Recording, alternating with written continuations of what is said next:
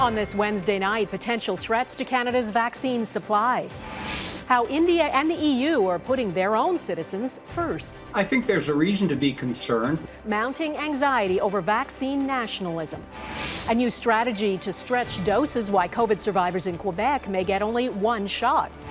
Going nowhere fast. She's jammed in there pretty good. That enormous container ship stuck in the Suez Canal.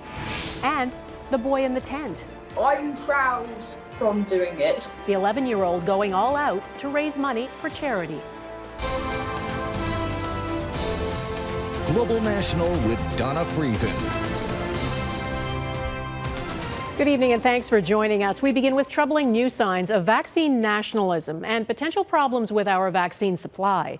As an increasing number of countries grapple with the rise of new variants, countries that produce COVID-19 vaccines are moving to limit exports. They want to ensure their own citizens get protected first. That leaves Canada vulnerable. We're completely reliant on other countries, including India. Canada is expecting 1.5 million doses of the AstraZeneca vaccine from India in the next 2 months. According to Reuters News, India has decided to temporarily halt all major vaccine exports. The European Union, another major vaccine supplier to Canada, is also tightening its export rules. All of this leads to uncertainty about our vaccine supply in the weeks ahead. Abigail Bimman has our top story tonight. Canada has received a quarter of the 2 million AstraZeneca shots coming from India, the rest expected in April and May.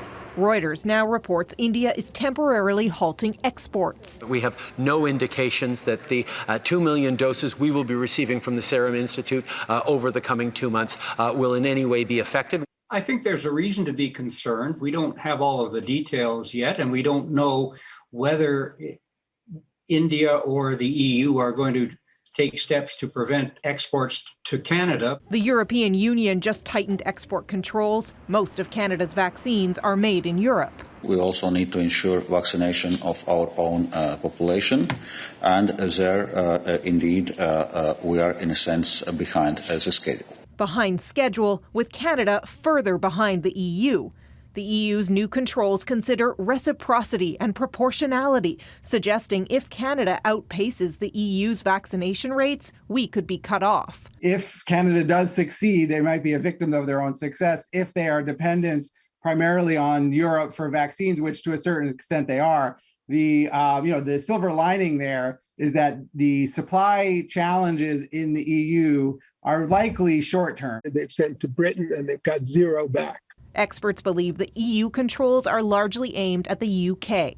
To even up things with Britain. UK is not a member of the family anymore. We are concerned with the new reports of restrictions out of the EU or potential restrictions out of the EU, and we will be continuing to work with our counterparts, including direct contact from me to the highest levels of the European Commission. Verbal, don't worry, everything's okay, is not what provinces or any Canadians are looking for from the federal government. They're looking for certainty. While the federal government says they've been assured the EU's measures won't affect shipments to Canada, experts say nothing is certain yet, with some expecting vaccine nationalism to get worse before it gets better. Abigail Bimman, Global News, Ottawa.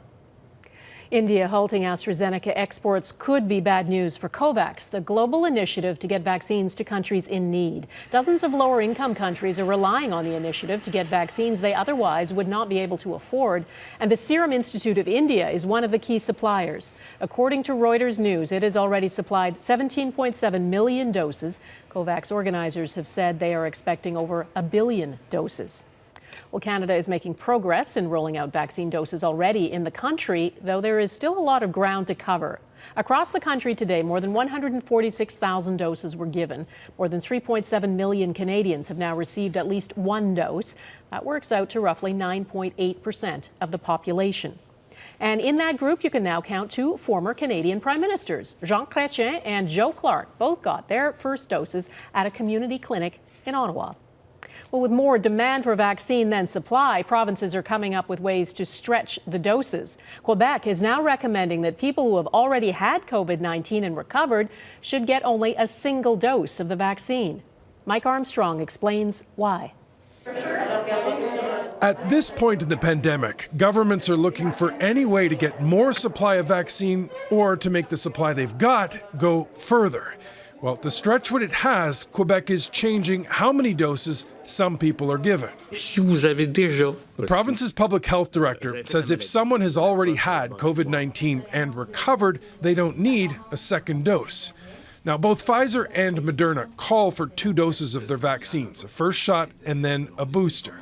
But there are now studies that say someone who's recovered from the novel coronavirus already has antibodies, and that first shot acts as a booster. I'm surprised people haven't moved to this faster. Infectious diseases expert Dr. Zain Chagla says the studies so far have been quite clear. In fact, they've shown people who've had COVID-19 actually have more antibodies after 1 shot than someone who's never had COVID-19 but who's had 2 shots. As a way of stretching supplies, not giving people a shot they don't need makes more than a little sense. It's an easy win to save doses if we go forward with the strategy. Now, governments around the world have been cautious about fiddling with the vaccine companies' protocols, but Quebec's not the first. Italy announced earlier this month it would be going with a single dose for recovered patients. France and Spain did the same in February. Could other Canadian provinces follow suit? Well, Manitoba said Wednesday it's waiting for more information. The data right now is still early and not, there's not very much of it yet. There are some questions Quebec still hasn't answered. If someone recovered, say, 6 months ago, would they still have enough antibodies? If someone had a mild case, would they have enough? Some of that's still being worked out. Quebec also hasn't said how many doses it thinks it might save, but in a province that's had more than 300,000 cases, it could be substantial. Mike Armstrong, Global News, Montreal. WestJet will soon restore service to parts of eastern Canada months after the airline suspended many routes because of low demand. Service will resume to Fredericton, Moncton, Charlottetown, Sydney, Nova Scotia, and Quebec City beginning in late June. The airline will also restore flights from St. John's to Halifax in May and from St. John's to Toronto in June. Last fall's cuts resulted in temporary layoffs of dozens of staff in the region. Air Canada will also bring back a limited number of flights to certain sun destinations. Starting in May, there will be 3 flights a week between Toronto and Mexico City and 1 flight a week to Jamaica and Barbados. Those routes were suspended in January at the request of the federal government. Well, companies and governments are all looking to the future and ways to get back to business as usual. Ontario's finance minister tabled a new budget today. Billions is being budgeted for health care and to stimulate the economy. Travis Dhanraj has details of what's in this pandemic budget and what's been left out. Travis? Donna, Doug Ford's progressive conservative government promised to do 2 things with this budget: protect lives and livelihoods. But many are already saying the plan for recovery falls short. After a year in stormy seas, safe harbor is finally in sight. The message from Ontario's finance minister as he delivered a budget that will attempt to weather the economic storm caused by COVID-19. We are now in a race against time, vaccines versus variants. On that front, $1 billion to help bolster the province-wide vaccine rollout. Much of the previously announced money, though, has already been spent. $2.3 billion more for testing and contact tracing. A bold promise to provide the best long-term care in Canada, but few initiatives on that front. This after the horror stories we heard about long-term care homes during COVID. It's absolutely shocking that it seems once again the Ford government has forgotten about long-term care. How can that possibly be? Mental health is health, period. An additional $175 million investment toward mental health, including a program that will bring mobile clinics to rural communities and $12.5 million to support OPP officers. Struggling small business owners will be pleased to hear they can now apply for a second round of grant payments up to a maximum of $20,000. And while the grant goes up, it doesn't go up enough to deal with the tens, if not hundreds of thousands of dollars in debt that so many of our small business owners are carrying. Premier Ford's government also striving for balance in 2029. Lots of questions about how realistic that is and if it's possible to achieve without tax hikes. Now, Ontario's government also announcing today the creation of a new task force that will look into how best to support populations that have been disproportionately affected by the pandemic, including young workers and women. Donna? All right, Travis Dhanraj at Queen's Park in Toronto, thanks. There are new developments tonight in the investigation into sexual misconduct allegations in the Canadian Navy. Defence Minister Harjit Sajjan has requested a review after the Navy shut down an internal investigation without speaking to all of the witnesses. At issue are alleged inappropriate jokes made on a Zoom video call. As our Ottawa Bureau Chief Mercedes Stevenson reports, it strikes at the heart of the problem the Canadian Armed Forces has grappled with for decades but never eliminated. And a warning, some of the content in this story may be disturbing. The notorious Red Room from 50 Shades of Grey. Oh my God. A pop culture reference to a series of novels and movies about a sadomasochistic relationship involving sexual bondage, which was at the center of a Navy investigation into alleged sexual misconduct by senior officers regarding inappropriate sexualized comments on a Zoom call with over 132 sailors on it. Yesterday, Global News learned the Navy had shut the investigation down, concluding it did not reveal that a service offense was committed. The Navy says they reached out to everyone on the call, but only spoke to 54 people. The investigation concluded without all complainants or witnesses being interviewed. The investigation did not appear to consider alleged additional inappropriate comments about kinky sex and bondage, or whether Navy brass present should have intervened. The investigation illustrates the problem when the military investigates itself. It's really highlighted the flaws in the system, the holes, the things that have allowed sexual misconduct to perseverate within the Canadian Armed Forces. Navy officers who reached out to Global News were outraged by the advice they were given following the investigation, which encouraged all ranks to publicly challenge the brass if they feel they hear comments that are inappropriate, saying engage directly with the speaker, no matter how senior, so that they may clarify or apologize or address the matter. Former Army officer Leah West knows herself how hard it is to confront a superior officer publicly. It's really hard to speak up when you're the target of a joke that everyone around you is laughing at. She says the advice shows deep cultural problems in the military and a failure to hold the brass accountable. Instead, she says there is victim blaming. Because it placed the responsibility for accountability on the junior person in the room and the target of that misconduct.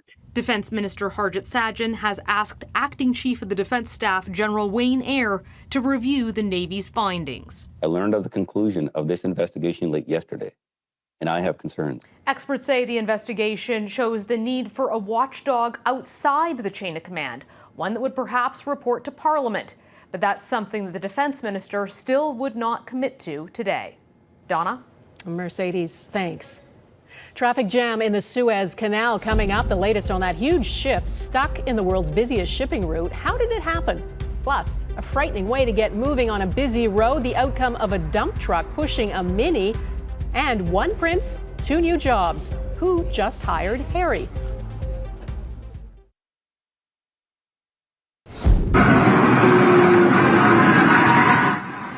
This is an alarming way to get through traffic. A dump truck pushed a Mini Cooper up an on-ramp and then along Toronto's Gardiner Expressway for more than half a kilometre. The truck driver stopped after being flagged down by motorists and has been charged with several driving and commercial vehicle offences. Police say the driver of the Mini was lucky to suffer only minor injuries.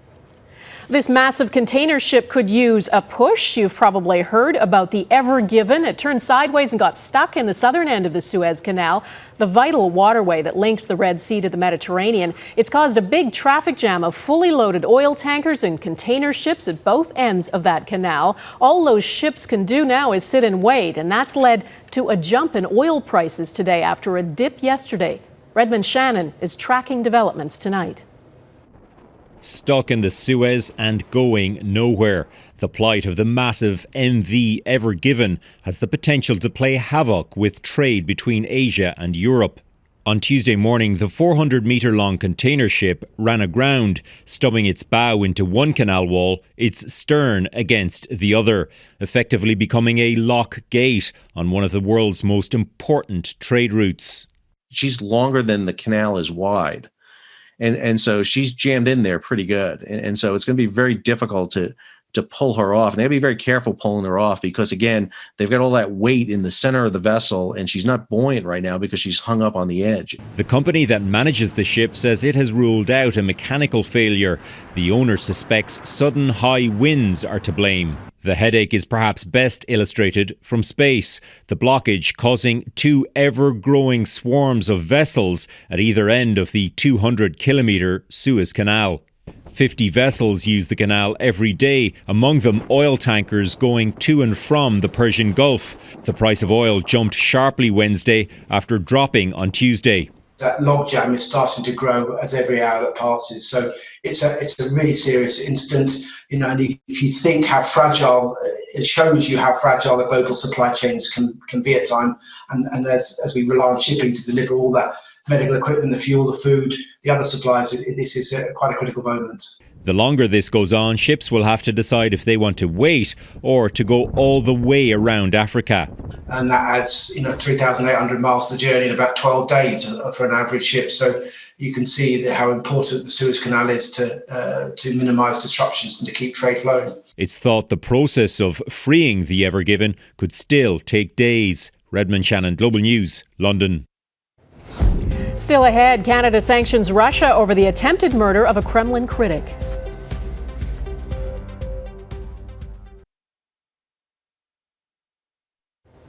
Canada is imposing new sanctions on 9 Russian officials over what it calls gross and systematic violations of human rights. 2 people in President Putin's inner circle and the head of the Russian security service are included.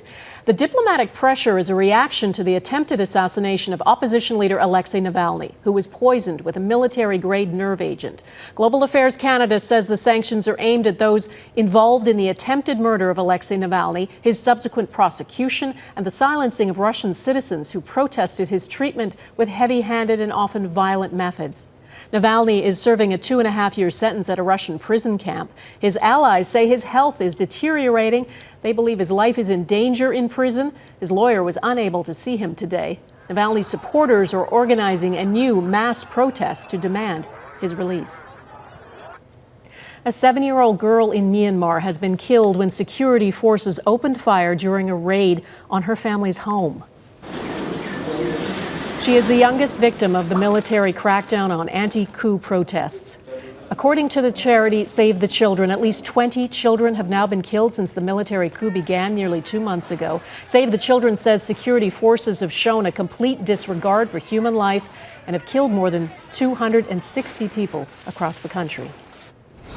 Weathering a year of storms next, the kid on a camp-out campaign for charity.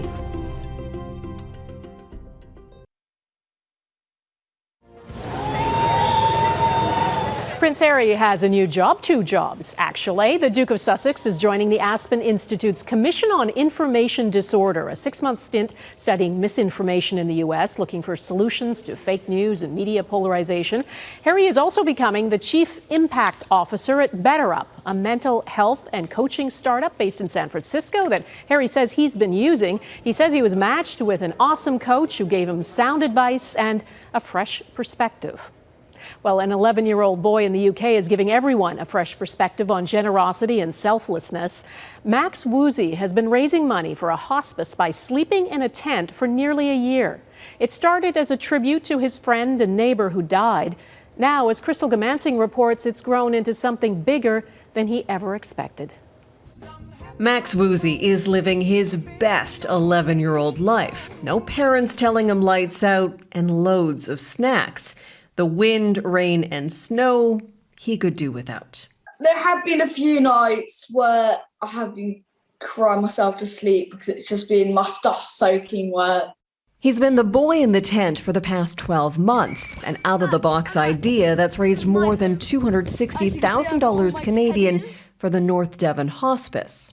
A tribute to his neighbor and friend, Rick Abbott. Before he died, Abbott gave Max his tent and made him promise he'd have adventures.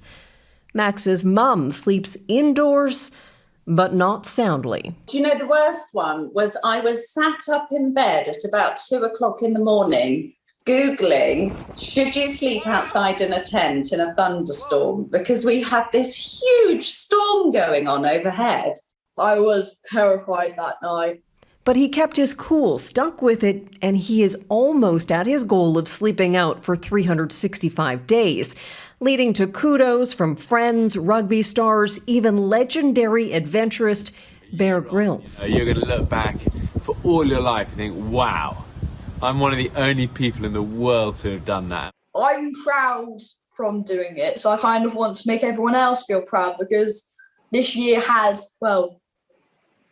sucked. Sucked, indeed. But Max has a plan. A big campout where kids from all over can join him on March 27th to mark his 1-year milestone. So it's kind of our time to shine, where we can raise money all together. Shine, inspire, and have a little fun. Crystal Gamansing, Global News, London. Love it. And that is Global National for this Wednesday. I'm Donna Friesen. Tonight's Sierra Canada is Greens Point Lighthouse in Letite, New Brunswick. There are beautiful spots all over Canada. Please email yours to viewers@globalnational.com. Thanks for watching. Hope to see you here again tomorrow. Take care of yourselves. Bye-bye.